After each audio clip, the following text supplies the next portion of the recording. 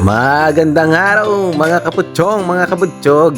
Ngayong araw tuturuan ko kayo kung paano magluto ng napakasarap na fried rice na talaga namang pang high-end restaurant ang quality. Pero sigurado akong ito'y abot kaya sa inyong mga bulsa.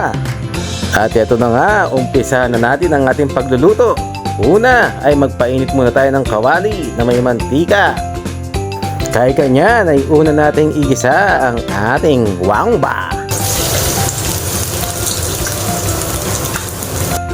Imekos-mekos lang natin yan ng konti hanggang lumabas ang kanyang aroma at maging golden brown ng kanyang kulay. At kapag naging ganyan na ang itsura ng ating bawang, isunod na natin ang ating sibuyas, mga kabutsyong, kabutsyog. Ayan! Pagkatapos kanyan, isunod natin ilagay ang ating bulong sibuyas.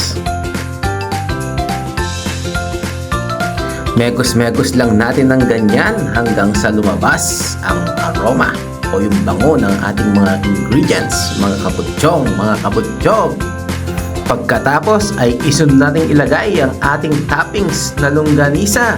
Ay napakasarap niyan mga kabutsyong, mga kabutsyog. Mekos-mekos natin hanggang sa mag-infuse na ang mga lasa ng ating toppings na longganisa at ng ating mga aromatics.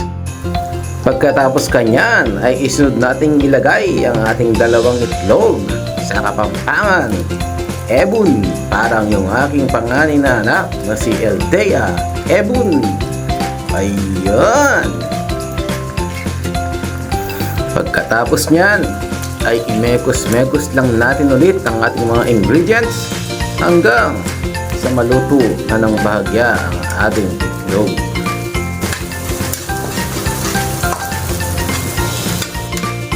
Pag-ikit mo ng ganyan na ang itsura niyan, okay na yan mga kaputsyong, kaputsyog. Maglagay tayo ng konting space dito sa libutan. At nang sa gayon, isunod na natin ilagay ang ating kaning lamig.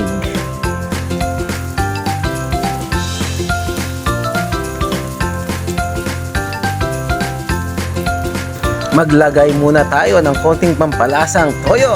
Ayan, parang yung mga asawa nyo yan, minsan tinotoyo. At lagyan din natin ng all-time favorite Mamacita oyster sauce. Mamacita, baka naman. Pagkatapos ay maglagay din tayo ng konting asin. Ayan. Pagkatapos nyan mga kaputsyong, kaputsyog, imekos-mekos na natin ang ating fried rice hanggang sa ma-achieve na natin yung texture na inaasam-asam natin dito.